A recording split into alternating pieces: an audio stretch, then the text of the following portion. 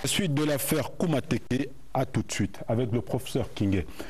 Mais avant cela, le président Paul Biya qui accueille son homologue italien. Le ton avait déjà été donné à son arrivée en terre camerounaise. Et c'est naturellement avec les honneurs et toute la considération de la République que son Excellence Sergio Mattarella, le président de la République d'Italie, est reçu au Palais de l'Unité en ce milieu d'après-midi. Et c'est le président Biya en personne qui va descendre au perron du palais présidentiel pour l'accueillir. Enveloppé par cette ombre d'élégance et de fascination qui sait si bien l'habiter, c'est un palais présidentiel fièrement dressé sur son 31 qui s'offre alors au regard de l'illustre visiteur. Sensible à toutes ces marques d'attention, le président italien se laisse conduire par son homologue camerounais au bureau présidentiel où est prévu le tête-à-tête entre les deux dirigeants. Un tête-à-tête qui va donner au président camerounais et italien de passer en revue les différents domaines de coopération entre leurs pays et les possibilités d'insuffler une nouvelle vitalité à celle-ci. D'abord strictement à huis clos, les entretiens entre Paul Biya du Cameroun et Sergio Mattarella de la République d'Italie seront par la suite élargis côté camerounais au ministre, le jeune Belambela des Relations extérieures, Louis-Paul Motazé de l'économie, de la planification et de l'aménagement du territoire, à l'ambassadeur du Cameroun en Italie, son Excellence Dominique Awano-Essama, et au de l'émission à la présidence de la République, André Magnou Sekoumou. Côté italien, c'est la suite officielle du président Mattarella qui a été convié aux échanges. Des échanges qui vont durer près d'1h30 et seront sanctionnés par la remise de la distinction de Grande Croix de l'Ordre de la Valeur au président italien et en échange de cadeaux. Passé ce grand moment, les deux chefs d'État et leurs suites respectives vont converger vers la salle des conseils pour la cérémonie de signature de convention. À l'arrivée, 5 importants documents paraphés par les deux parties, dont un accord portant exemption de visa pour les titulaires de passeports diplomatiques et de services originaires d'Italie et du Cameroun, un second portant affectation des ressources issues de l'annulation de la dette du Cameroun par la partie italienne, un troisième portant sur la coopération culturelle, scientifique et technique, un quatrième liant l'École nationale des travaux publics Cameroun et l'Université italienne de Padoue, et un cinquième enfin portant sur la promotion de l'habitat durable dans notre pays. Et c'est fier de cette belle moisson qui marque un pas supplémentaire dans la relation entre l'Italie et le Cameroun que le président camerounais va raccompagner jusqu'au du palais présidentiel son illustre visiteur avec la promesse de le retrouver moins de 2 heures plus tard pour le dîner d'État, ultime acte de cette première journée de Sergio Mattarella en terre camerounaise. Après une longue et difficile période d'ajustement structurel, notre pays, grâce au sacrifice de ses fils et avec l'aide de ses partenaires, dont l'Italie, a su retrouver depuis des années le chemin de la croissance. Celle-ci s'est établie à 6% en 2015. C'est le lieu pour moi de remercier ici et maintenant votre pays pour ses appuis directs et indirects. Monsieur le Président, vous le savez, le terrorisme est une préoccupation majeure dans le monde aujourd'hui. Le Cameroun n'en est pas épargné. Depuis maintenant plus de 2 ans, la paix est menacée dans la partie septentrionale de notre pays. Nous sommes engagés dans une guerre déclenchée par Boko Haram, une horde de terroristes basée au Nigeria et qui revendique son appartenance à l'État islamique. Les ressortissants de pays amis, dont ceux de l'Italie, en ont fait les frais. Les pères Gianpaolo Marta et Gianantonio Allegrini furent enlevés il y a quelque temps par ces hommes sans foi ni loi. Nous les avons libérés. Nous faisons face fermement aux exactions des terroristes. Nous traquons ces assassins et leur infligeons de lourdes pertes, de jour en jour, nombreuses, avec l'appui de la force multinationale mixte, mais aussi avec le soutien de nombreux pays amis, parmi lesquels l'Italie. Les terroristes de Boko Haram provoquent un afflux massif de réfugiés sur notre territoire. Devant tant de personnes en détresse, notre devoir de solidarité humaine nous commande de ne jamais repousser ceux qui cherchent refuge, de les accueillir et de partager avec eux le peu dont nous disposons. Je tiens à dire que la visite du président de la République italienne au Cameroun a fait un grand honneur au Cameroun. Les liens entre l'Italie et le Cameroun sont anciens. Et cette visite, par les entretiens auxquels il a donné lieu, les accords qui ont été signés, va certainement contribuer à renforcer encore davantage cette amitié. Nous serons aussi à la conférence de Rome sur Italie-Afrique pour étendre la coopération entre nos pays africains et l'Italie. Une dernière question. Quel Cameroun nous allons avoir en 10 ans et quelle contribution peut-être de l'Italie? En 10 ans, quel Cameroun nous allons... Comment sera le Cameroun dans 10 ans, d'ici 10 ans? Ah, ça, je ne suis pas prophète, mais ce sera certainement un pays plus développé et qui sera encore plus engagé avec l'Union européenne et l'Italie en particulier. Retour sur ce plan avec notre invité, le professeur Samuel Kingel, président de la Société camerounaise de cardiologie. Alors, nous entrons dans le fond du sujet de notre conversation ce soir, professeur. Nous parlons de maladies cardiovasculaires. Au Cameroun, disons-le comme ça, cette affaire-là est si grave que ça? Oui, nous pouvons le dire parce que le profil des maladies cardiovasculaires a changé. Pour nous qui pratiquons la cardiologie depuis un certain nombre d'années, nous constatons, et c'est aussi le cas pour les autres pays africains, que la fréquence, la prévalence des maladies cardiovasculaires augmente. Cette augmentation est significative. Je peux prendre le cas, par exemple, de l'hypertension artérielle, qui touchait vers les années 1980 à peu près 10% des adultes camerounais. Nos études ont montré que cette prévalence monte à 30% aujourd'hui. Ça veut dire que pratiquement un adulte sur 3 ou sur 4. Alors, qu'est-ce qui s'est passé entre-temps, dans les années 70, 80 et puis aujourd'hui? Qu'est-ce qui s'est passé pour que ça s'arrête autant? Cette augmentation peut s'expliquer par un certain nombre de facteurs. Il y a déjà l'augmentation de la population, les capacités de diagnostic qui ont augmenté. Nous avons de plus en plus de médecins. Et même le nombre de cardiologues, bon, c'est vrai que ce n'est pas encore un nombre très significatif, mais on est quand même passé de 10 cardiologues en 1980 à 50 cardiologues aujourd'hui. Nous avons de plus en plus de médecins généralistes, des infirmiers formés. Donc le nombre de personnes capables de diagnostiquer ces maladies a augmenté. D'un autre côté, le mode de vie des populations aussi a changé. Déjà une grande urbanisation, on a un grand taux d'urbanisation. Et qui dit donc urbanisation dit changement de mode de vie. Par conséquent, nous adoptons un mode de vie qui est assez défavorable sur le plan de la santé. Nous aurons l'occasion de développer ces éléments. Vous voulez dire que, par exemple, pour ceux des Camerounais qui vivent en zone rurale, on n'a pas autant de problèmes que nous autres qui vivons en zone urbaine? Tout à fait. Toutes nos études montrent que la prévalence des maladies cardiovasculaires en zone rurale est moins élevée qu'en zone urbaine.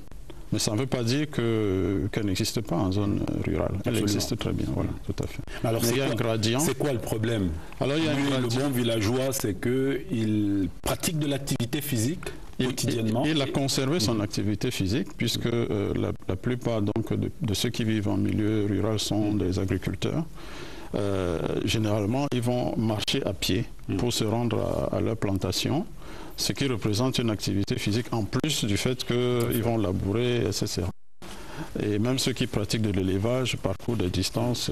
Donc il y a quand même, quel que soit l'âge, une activité physique qui est maintenue. Mais dès qu'on est en milieu urbain, on sort de sa maison, on prend un taxi, du taxi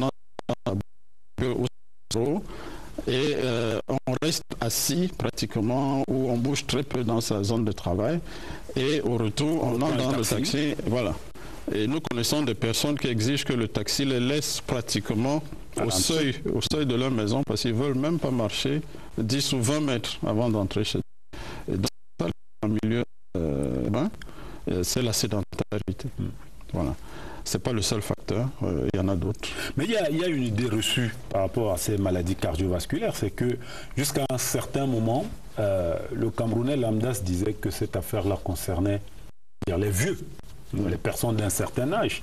Aujourd'hui, l'impression qu'on a, c'est que ça traverse tous les âges. Qu'est-ce qui se passe? Oui, en réalité, il y a des maladies cardiovasculaires qui affectent surtout les enfants. Voilà. Donc, par exemple, les enfants peuvent naître avec des malformations cardiaques. Ce taux est assez constant dans tous les pays. Voilà. On sait qu'à peu près 5% d'enfants auront des cardiopathies congénitales. Nous avions une forme ici qui a pratiquement disparu en Europe, c'est le rhumatisme articulaire aigu. Donc ça commence par une angine de gorge mal soignée qui peut attaquer le cœur. Et les structures du cœur étant assez fragiles, elles vont commencer à se déformer. Et un peu plus tard, cet enfant aura besoin d'une chirurgie cardiaque parce qu'il n'y a pas vraiment... Alors, ça a disparu en Europe, ça existe chez nous, c'est quoi le problème? Ça existe encore chez nous. La pauvreté y joue un rôle, puisqu'on a constaté que la prévalence du rhumatisme articulaire aigu diminue au fur et à mesure que le développement s'installe dans les pays. C'est le fait de tous les pays du monde. Pourquoi? Parce que c'est lié à l'éducation. C'est lié, par exemple... au fait qu'il y a moins de personnes agglutinées dans une même chambre, par exemple, que les gens bénéficient de soins, par exemple l'antibiothérapie, et que les gens sont conscients de la nécessité de soigner les angines de gorge chez les enfants. Alors les cardiologues se sont donc réunis à Yaoundé, cardiologues camerounais, cardiologues venus d'Afrique notamment. Alors, c'était quoi l'objectif? On s'est réunis, on s'entend sur comment est-ce qu'on soigne la maladie ou alors on partage les expériences selon qu'on est du Sénégal, du Cameroun, de la RCA, etc. C'est un peu tout ça. Et le thème que nous avons choisi cette année est un thème très très judicieux parce que nous avons choisi de réfléchir sur les accidents aigus, cardiaques et vasculaires. Cardiaque parce que de plus en plus nous avons des cas de crise cardiaque. Des cas de crise cardiaque et même de mort subite. Voilà.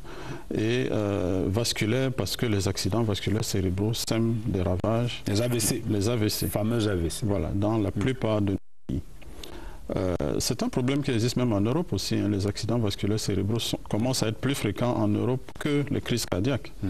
Bon, nous avons moins de crises cardiaques aujourd'hui que les Européens. Mais la fréquence est en train d'augmenter. Et nous avons constaté que les Africains d'un certain niveau qui peuvent se permettre des soins en Europe, lorsqu'on vérifie leur situation, on trouve souvent des anomalies cardiaques qui peuvent aboutir à une crise cardiaque. Et certains de nos pays qui pratiquent déjà la visualisation radiologique de l'intérieur des artères du cœur, qu'on appelle la coronarographie, constatent des anomalies, dont des dépôts de graisse dans ces artères. Ça se fait au Cameroun? Ça se fait pour dans un seul centre à Chisson. Ce n'est pas encore vulgarisé, mais le pouvoir public est en train de prendre des dispositions pour que ça se fasse d'ici quelques années à Yaoundé et à Douala. En Afrique, ce n'est pas encore très répandu. En Afrique noire subsaharienne, en dehors de l'Afrique du Sud, il faut compter uniquement le Sénégal et la Côte d'Ivoire. Et le Nigeria aussi, bien sûr. Mais le Cameroun est en train d'emboîter le pas. Donc, ces équipes vont permettre de démontrer aux populations que c'est un problème qui nous concerne. Il est simplement caché, il est méconnu. C'est un peu comme le cas des hémodialyses. Avant qu'on ouvre le centre d'hémodialyse, les gens ne savaient pas qu'il y avait des insuffisances rénales. Mais dès qu'on a ouvert ces centres, c'est plein, la file d'attente est très élevée, donc nous avons ce problème. C'est un peu aussi la même chose avec le cancer. Donc les maladies cardiovasculaires sont dans cette ligne-là. Plus nous aurons des équipements pour poser le diagnostic, plus nous démontrerons que ces cas existent dans notre population. Est-ce que vous avez l'impression qu'au sein de la population, on est vraiment conscient de ce qu'il faut consulter, il faut prévenir ces maladies-là? Est-ce que le discours passe quand vous tenez le discours de la prévention, par exemple? Vous avez l'impression qu'on commence à vous écouter? La population est sensibilisée jusqu'à un certain niveau. Je me suis rendu compte que pendant les week-ends, à Douala ou à Yaoundé, peut-être dans d'autres villes, il y a beaucoup de gens maintenant qui sortent pour pratiquer du sport. Donc tous les espaces qui peuvent être exploités à Yaoundé, par exemple le parcours Vital, le Mont Fébé, l'hôpital général, toutes les esplanades sont occupées par des gens qui pratiquent du sport. C'est déjà bien.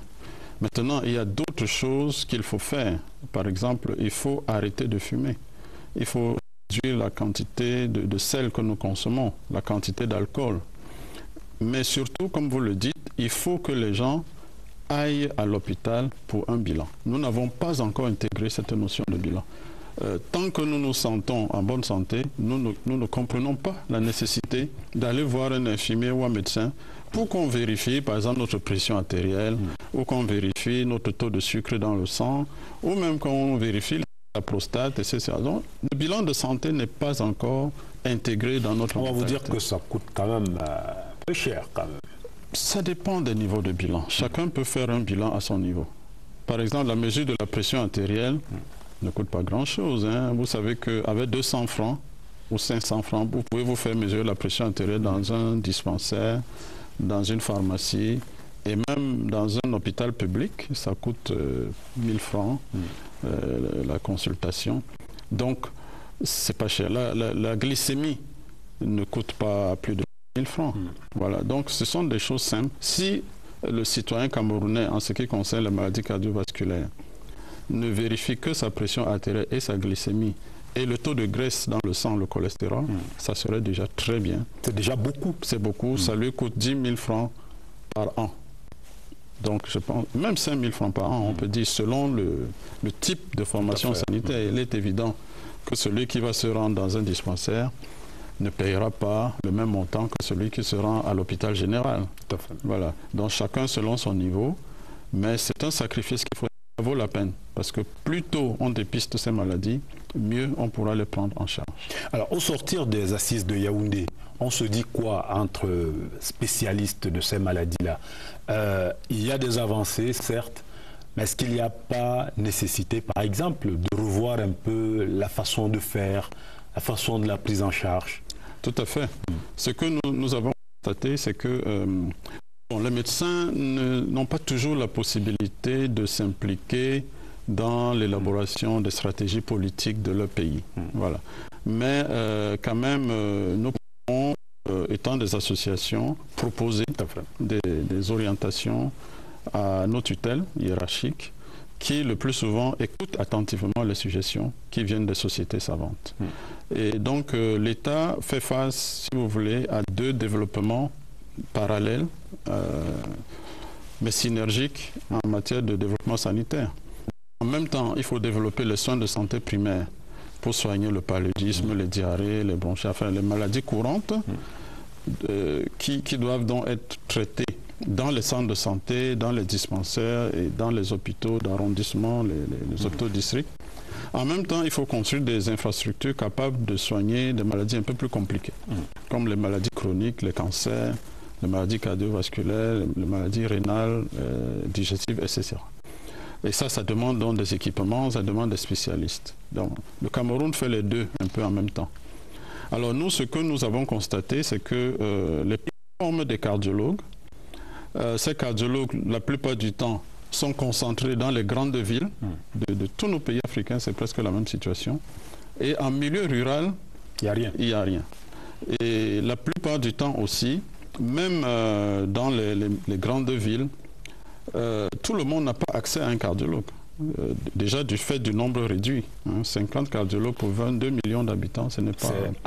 C'est très peu. C'est négligeable. Mais comment on gère ça justement? C'est-à-dire que vous avez très peu de cardiologues, c'est presque rien, on peut dire. C'est-à-dire 50 cardiologues pour tout le Cameroun.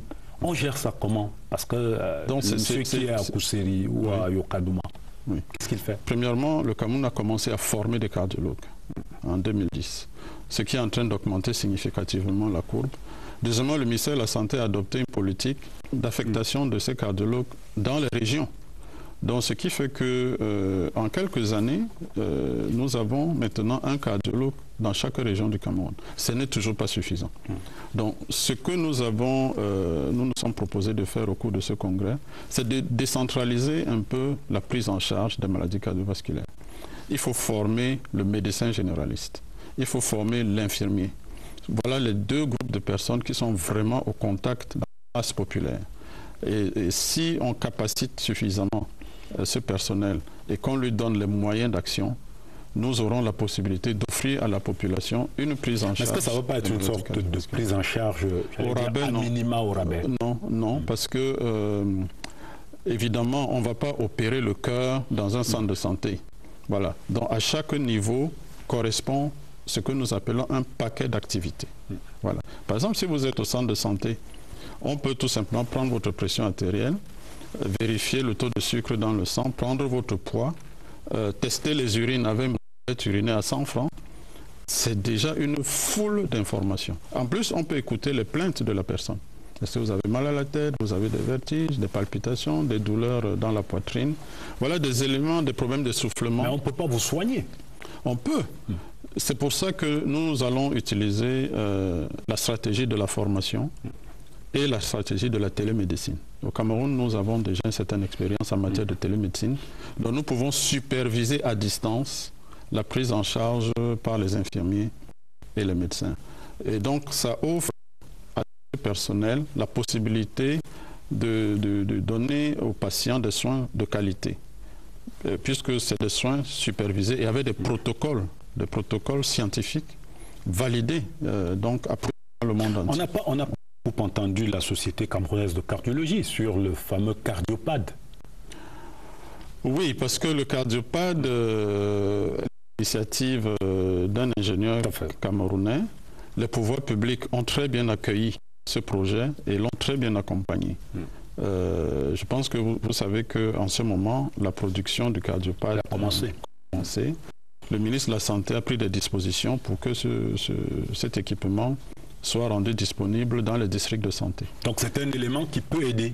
Ça peut aider dans les districts de santé, donc pour la télémédecine justement. C'est-à-dire qu'on peut recueillir les informations sur un patient et les transmettre dans un centre de cardiologie à Yaoundé, à Douala, à Bafoussam, partout où il y a un cardiologue qui va interpréter et renvoyer l'information à l'infirmier ou au médecin généraliste. Professeur Samuel Kingel, nous faisons une petite halte pour repartir du côté de nos machines. Cette semaine a été également la semaine qui a vu la réélection du président de l'Assemblée nationale, du président du Sénat et des membres des bureaux des deux chambres du Parlement. Voici à ce sujet nos reporters. Les députés de la Nation ont fait le choix de la stabilité. Depuis le début de la session de ce mois de mars, il avait naturellement retrouvé sa place au sein de l'hémicycle.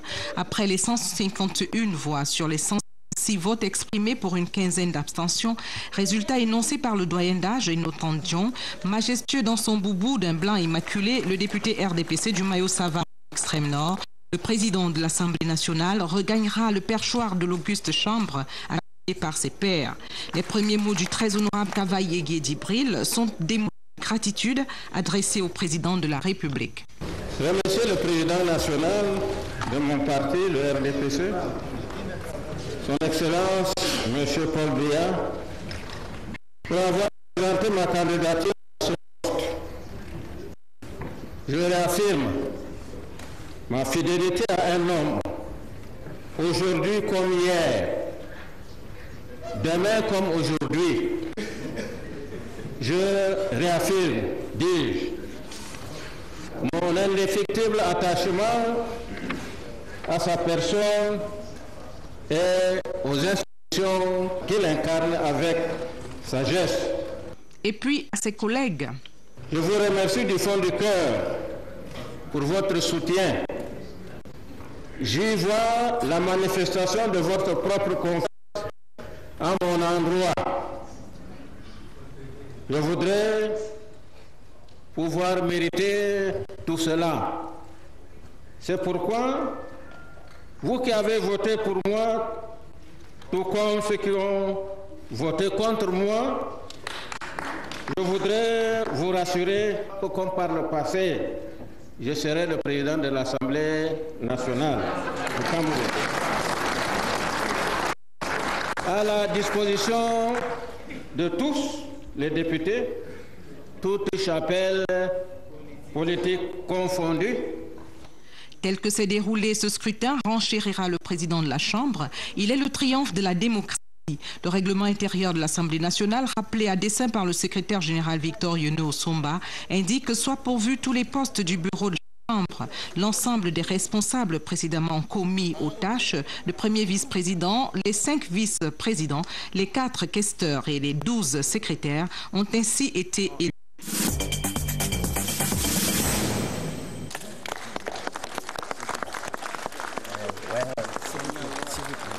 Il retrouve sa place. Le perchoir, Marcel Nyat Ndifendi, a été réélu président du Sénat.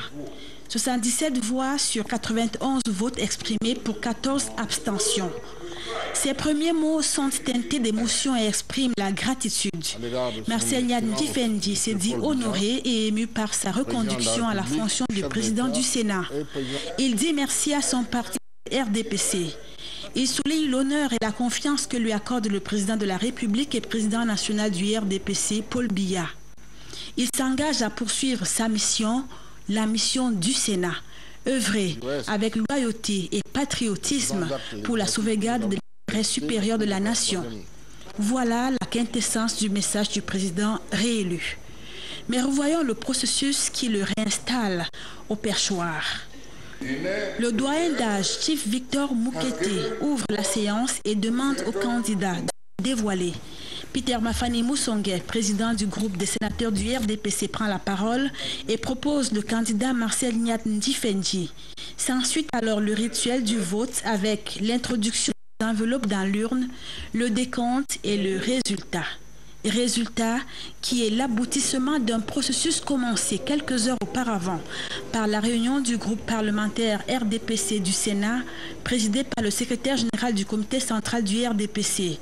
Réunion au cours de laquelle les investitures des responsables du groupe parlementaire et du bureau du Sénat ont été enregistrées. Le président réélu a présidé l'élection des autres membres du bureau, à savoir le premier vice-président, les 4 vice-présidents, les 3 questeurs et les 8 secrétaires. Professeur Samuel Kingué, nous reparlons des maladies cardiovasculaires. Alors, il y a, on va dire, un aliment qui se retrouve un peu au centre du débat dans cette affaire-là, c'est le sel. On dit il ne faut pratiquement plus le consommer, c'est un peu ce qu'on entend. De quoi il s'agit exactement? En fait, le sel est utile à l'organisme. Voilà. Parce que l'organisme l'utilise pour équilibrer un peu la relation entre l'eau qui est contenue dans notre organisme et les tissus qui sont aux alentours. Nous ne parlons pas de ne pas consommer du sel. Nous disons à nos patients et à nos populations de réduire la quantité de sel consommé, c'est-à-dire éviter l'excès de consommation de sel. Alors, dans la pratique, il faut savoir que la perception du goût salé n'est pas la même chez tout le monde. Voilà. Si vous avez grandi dans une famille où on consomme beaucoup de sel, pour vous, un aliment normal sera justement un aliment très salé. Absolument. Alors que celui qui a grandi dans une famille où on n'utilisait pas beaucoup de sel, voilà, son seuil d'appréciation est bas.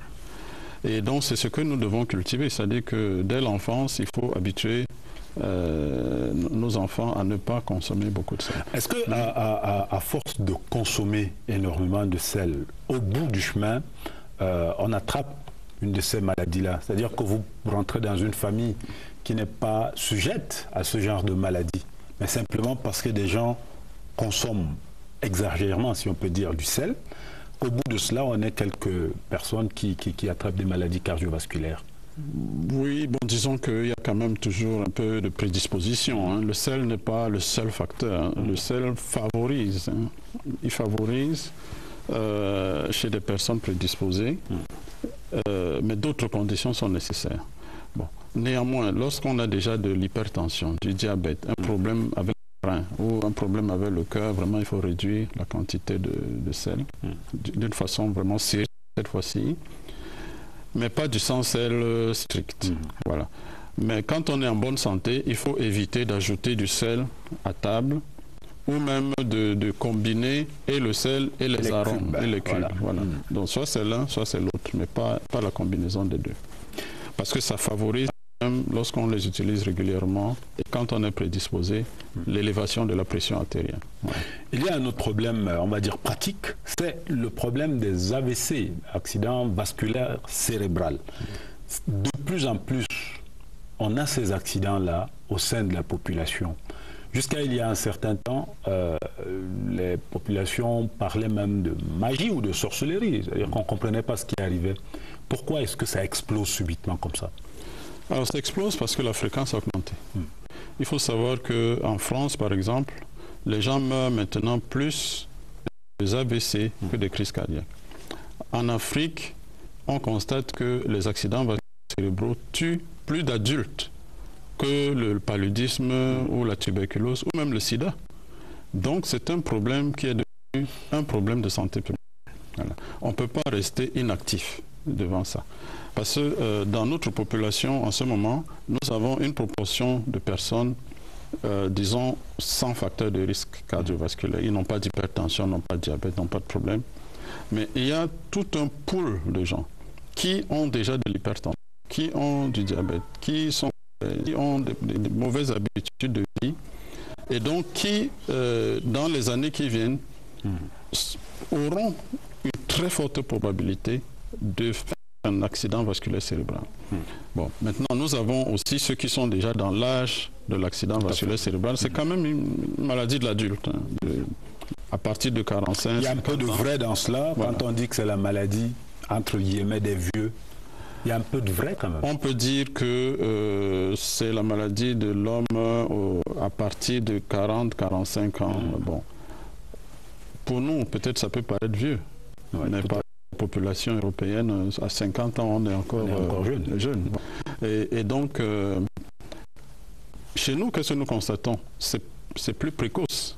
L'accident vasculaire cérébral en Europe va atteindre des personnes âgées de 60-70 ans. Mais au Cameroun, nous voyons des personnes de 40 ans, de 50 ans qui sont touchées. Voilà. Il y a un autre problème qui se prend au niveau des populations qui se donnent au sport. Vous allez voir un homme ou une dame qui fasse du sport régulièrement et qui, un beau jour, dans son sport, est fauché par la faucheuse, si l'on ose dire, comme cela, du coup. Alors que, bon, pour la population lambda qui observe, qui regarde cette scène-là, je dis, mais on nous a dit de faire du sport. Alors ce monsieur-là ou cette dame-là faisait du sport. Et puis le cœur s'est arrêté, on n'en parle plus. On explique ça comment? Alors, il faut déjà comprendre, prenons deux cas. Le cas du sportif, par exemple professionnel. Il est avant de se lancer dans les exercices sportifs de haute intensité, de bénéficier d'un bilan. Voilà.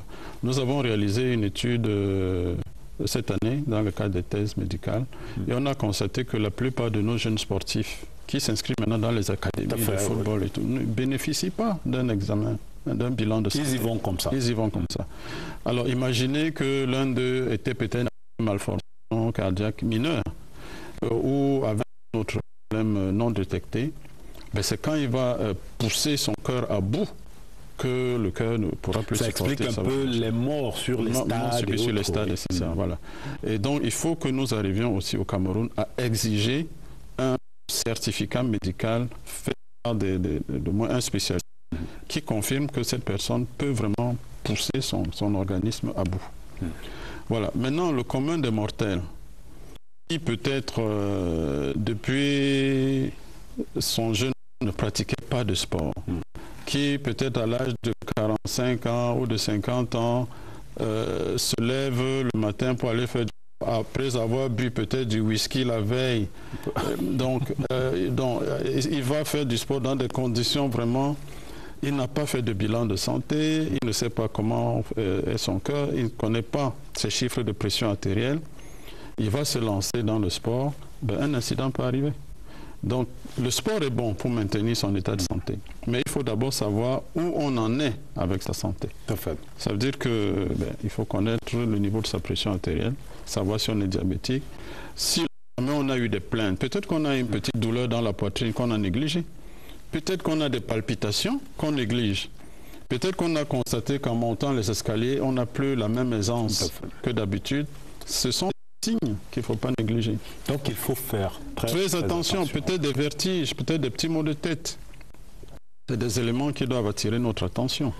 Ce sont des signes qui peuvent être des signes d'alerte. Alors il y a la question toujours actuelle du coût de la prise en charge, notamment chez nous au Cameroun.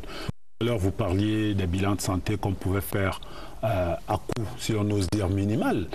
Mais quand on est malade et qu'il faut se faire prendre en charge, les malades vous disent que ça coûte excessivement cher au Cameroun. La solution, c'est quoi? Alors ça, c'est notre pain quotidien. Nous savons bien que nos patients ont du mal à faire face aux dépenses de santé. Parce que le Cameroun n'a pas encore pu mettre en place un système de sécurité sociale pour l'ensemble de la population. Néanmoins, une frange de la population, surtout ceux qui travaillent, peuvent bénéficier d'une assurance, etc. Bon, mais ce n'est pas encore le cas. Alors, les pouvoirs publics font des efforts. C'est pas facile de s'occuper quand même de la santé de 22 millions, un peu plus d'habitants. Il faut baisser le coût des soins. C'est-à-dire qu'il faut politique, peut-être nous devons commencer nous-mêmes à fabriquer certains médicaments pour les rendre disponibles. Il faut peut-être qu'on arrive à fabriquer certains équipements pour baisser les coûts de production. Mais c'est un handicap sérieux. En ce qui nous concerne, nous avons proposé à M. le ministre de la Santé un projet qu'il a accepté d'ailleurs parce que, vous savez, les médicaments que nous utilisons et qui sont vendus dans nos pharmacies coûtent cher. Absolument. Voilà. Mais on peut soigner l'hypertension et le diabète et certaines autres conditions avec des médicaments génériques. Par exemple, les États-Unis utilisent des génériques. On peut dire des médicaments dégriffés. Voilà. La pharmacie, c'est des médicaments griffés. Voilà. Qui portent une marque. Et donc, qui coûtent cher. Les médicaments essentiels, nous en avons. Pour le paludisme, pour les maladies infectieuses, nous avons des médicaments essentiels. Mais pas encore pour les maladies cardiovasculaires. Pour les maladies cardiovasculaires, c'est pas vraiment très disponible. Mais donc, il y a cette possibilité-là quand même. Cette possibilité existe et je crois que le ministre de la Santé évolue vers ça, de mettre ces médicaments à la disposition des centres de santé, des dispensaires. C'est pas évident parce que c'est facile de parler de générique. Sachant que nous ne les fabriquons pas, il faut trouver un fournisseur qui vous produisent des médicaments à faible coût, mais de bonne qualité. Et à qui on peut faire confiance. Exactement. Ouais, alors, il y a un problème ou un autre phénomène, c'est que pour certains malades ou des personnes susceptibles d'être malades, il y a cette tendance-là à aller vers la médecine traditionnelle. On va vers les plantes. Bon, c'est ce qu'on dit, dès que vous prenez des choses suffisamment amères, apparemment on lutte contre ces maladies-là. Qu'est-ce que le médecin lui dit? Nous ne méprisons pas la médecine traditionnelle, mais simplement nous souhaitons séparer les charlatans des herboristes. Voilà. Nous pensons que nos parents avaient une certaine connaissance quand même des plantes qui peuvent soigner. Simplement, ils n'ont pas consigné par écrit les vertus de ces plantes. Le mode de transmission des vertus de ces plantes a été oral et très souvent secret. Donc de ce fait, il y a quand même des instituts, par exemple le ministère de la Santé a tout un service de médecine traditionnelle. Nous avons l'IMM, qui est un institut de recherche chargé du développement des plantes médicinales. Et donc nous commençons à recenser un certain nombre de plantes qui peuvent servir pour certaines maladies. Donc il ne faut pas tout jeter à la poubelle? Non. Le problème, c'est de trouver vraiment la bonne plante, la bonne conservation, l'extraction, la conservation et la distribution à grande échelle. Donc tout ça, ce sont des étapes que nous ne maîtrisons pas encore. Mais avec le développement aussi de la pharmacie au Cameroun, puisque vous savez que nous sommes maintenant quand même en mesure de former des pharmaciens. Tout à fait. Et nous espérons qu'en dehors des pharmaciens d'officine, il y aura des pharmaciens qui vont se lancer dans l'industrie pharmaceutique et qui pourront donc probablement nous aider à transformer les plantes en médicaments. Professeur Samuel Kingen, faisons une troisième halte dans cette émission pour parler d'autres sujets de l'actualité nationale, le Cameroun Business Forum à Douala et les suites de l'affaire. Vous êtes médecin, ça vous concerne un peu l'affaire Koumateke à Douala. Suivez plutôt. En tout, ce sont 25 recommandations qui ont été adoptées au terme du 7e Cameroun Business Forum à Douala. Au rang de celle-ci, la réduction à 100 000 francs CFA du capital minimum exigé pour créer une société à responsabilité limitée. La recommandation doit être mise en œuvre ce mois de mars 2016. Voilà qui va contribuer à ramener dans les rangs le secteur informel. On a aussi parlé de l'accès à l'électricité, au crédit, du paiement des impôts qui doit désormais être convivial. C'est un engagement du directeur général qui en a la charge. Modeste Mopa Fatung annonce par ailleurs la suppression dès 2017 de la vignette automobile. Elle sera reversée dans les polices d'assurance. Toutes annonces et engagements qui ont fait dire au Premier ministre à la clôture des travaux que la moisson aura été abondante, non sans en avoir appelé au départ une sorte de révolution. Nous devons briser les résistances au changement pour tirer profit des bénéfices attendus des évolutions dans le dispositif institutionnel et réglementaire relativement au climat des affaires. Autres avancées enregistrées grâce à l'institution du CBF, la dématérialisation des opérations du commerce extérieur, tout comme la création des entreprises en ligne. Pour l'usager qui crée son entreprise en ligne, il ne se déplace pas au centre de formalité de création d'entreprise. Ça lui prend 5 minutes pour enregistrer son dossier en ligne et il a la possibilité de suivre pas à pas à quel niveau se trouve son dossier. On évolue vers des procédures sans papier. Les avantages sont énormes en termes de réduction de coûts, en termes de réduction des délais, en termes de compétitivité, en termes de sécurisation des recettes de l'État.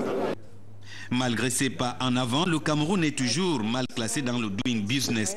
Quelques solutions ont été proposées pour inverser la tendance. Les gens qui font des doing business, par exemple, devraient avoir la bonne information. Sans cette information, nous n'aurons des bons classements voulus. Il faudrait retourner auprès de la Banque mondiale et de la cellule Doing Business pour leur demander de nous remettre en tête les critères de manière à ce qu'on travaille spécifiquement. En ce qui concerne l'emploi jeune, les entreprises qui recrutent des Camerounais de moins de 35 ans seront exemptes du paiement des impôts et des cotisations patronales. Ce n'est pas rien. Mais pour que tout ceci soit traduit dans les faits, il y a nécessité d'une meilleure appropriation des réformes par tous les acteurs. Il semble que c'est l'un des plus gros défis à relever. C'est ici au centre de santé PK13 que la défunte Monique Koumateke entame son dernier parcours dans les hôpitaux le 11 mars à 11h. La tension était élevée. L'infirmière lui demande, parce qu'elle était déjà à 33 semaines, l'infirmière lui demande comment tu peux venir faire ta première visite aujourd'hui. Où est-ce que tu fais tes autres visites? Elle a dit qu'elle faisait ses visites au camp Beto. Elle a pris attention, elle a vu que la tension était très élevée. Elle a dit descendons en bas, je vais reprendre la tension.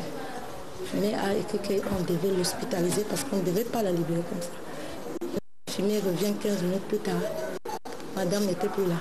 Sortie contre avis médical, c'est la famille qui la ramène le lendemain, le 12 mars, un peu après 7 heures. On me rapporte encore qu'il y a eu de bruit. Urgence, urgence. Les infirmières ouvrent, la famille était déjà en train de pleurer. Quand ils avancent, ils se rendent compte qu'elle était déjà décédée. Ne voulant pas arrêter la femme, ils ont dit allez directement. Nous n'avons pas de morgue sur place. Allez directement à la quinquennée. La prochaine escale, c'est à l'hôpital du district où les médecins sont précis. De la morgue de l'hôpital du district de Nilon qu'elle est partie pour l'hôpital La Quintinée. Le médecin de garde a fait le constat de décès. Le corps devait rentrer directement à la morgue et le corps a été déjà convoyé à la morgue. Mais la famille probablement avait des doutes ou des suspicions et a trouvé qu'il pouvait aller à la Quintini. Dernière étape, l'arrivée à l'hôpital à Quintini. Les médecins font le même constat. Mais c'est ici que la garde malade, dont on dit qu'elle est encouragée par certains, procède à la chirurgie hors norme publiée dans les réseaux sociaux et les médias. Retour sur ce plateau avec notre professeur Samuel Kinguel pour ce qui va constituer la dernière ligne droite de notre entretien. Nous parlons des maladies cardiovasculaires. Tout à l'heure, professeur, on a dit maladie dite de civilisation. C'est-à-dire qu'on est en ville, on a un mode de vie un peu paresseux, un peu irresponsable et tout ça. Mais comment on fait pour changer? C'est-à-dire qu'on n'enverra pas les gens au village. Il faudra bien qu'ils vivent en ville. Et comment on fait pour éviter ces maladies-là en même temps qu'on a le mode de vie qu'on a? Tout à fait. Mais on va suivre l'exemple des pays pour lesquels la prévention a bien marché. Par exemple, il a été démontré qu'aux États-Unis, la prévention a été efficace et qu'elle a réduit non seulement la prévalence de certaines maladies cardiovasculaires, mais également la mortalité même secondaire à ces maladies. Et donc, il faut toute une mobilisation sociale. Les gens doivent prendre d'abord conscience. C'est-à-dire, une émission comme celle-ci a pour but de faire prendre conscience à la population de l'importance de ces maladies. Et personne ne doit se croire à l'abri, parce que ce sont des maladies qui s'installent progressivement. On ne sent aucun trouble et pourtant on est déjà dans cette voie. Donc il faut prendre conscience. Deuxièmement, après avoir pris conscience, il faut agir. Agir, c'est changer de mode de vie. Donc décider d'améliorer son alimentation en consommant moins de gras. Parce que vous savez, nous voulons toujours vivre un peu comme les Blancs, pour parler communément. Manger du fromage, manger du jambon, manger du saucisson, manger du beurre, etc. Donc tout ça, c'est du gras. C'est pas mauvais, mais il faut en consommer vraiment en quantité réduite. Nous devons revenir aux légumes. Revenons aux légumes. Augmenter la part des légumes peut-être 3 fois ou 4 fois par semaine. Consommer des fruits. Nous devons consommer des fruits et réduire la consommation de sel. Alors, il faut arrêter de fumer, diminuer l'alcool, pratiquer de l'exercice physique. Voilà des choses qui ont payé, qui ne nécessitent pas un investissement d'argent des pouvoirs publics. C'est chacun qui doit prendre la décision d'adopter ce mode de vie. Rien que ça, ça va permettre à toute une masse de population de ne pas entrer dans le sillage des maladies cardiovasculaires. Alors, il y a la population qui doit éviter ci, qui doit éviter ça, mais il y a un effort qui doit peut-être être fait par, appelons-les les industriels ou les commerçants, de proposer ci ou ça. Mais régulièrement, on accuse ces commerçants-là d'être en collision avec ou la famille de la médecine ou la famille des politiciens pour faire passer ces produits-là. Comment on gère ça? Parce que ça se fait peut-être pas encore ici, mais ça se fait ailleurs. Effectivement, c'est une bataille ardue, parce que c'est quand même le monde de la... Absolument. Il y a de gros investissements. Dans certains pays, on a pu supprimer la publicité sur l'alcool, sur le tabac. Bon, au Cameroun, je pense que cette bataille n'est pas encore totalement gagnée, puisque nous avons encore de la publicité sur l'alcool. On a quand même réussi à mettre le tabac sur les boîtes de cigarettes, mais ce n'est pas suffisant. Non, ce n'est pas suffisant, mais il y a des choses qui sont faites. Donc c'est une bataille ardue pour amener les investisseurs à choisir peut-être d'autres créneaux plus porteurs. Voilà.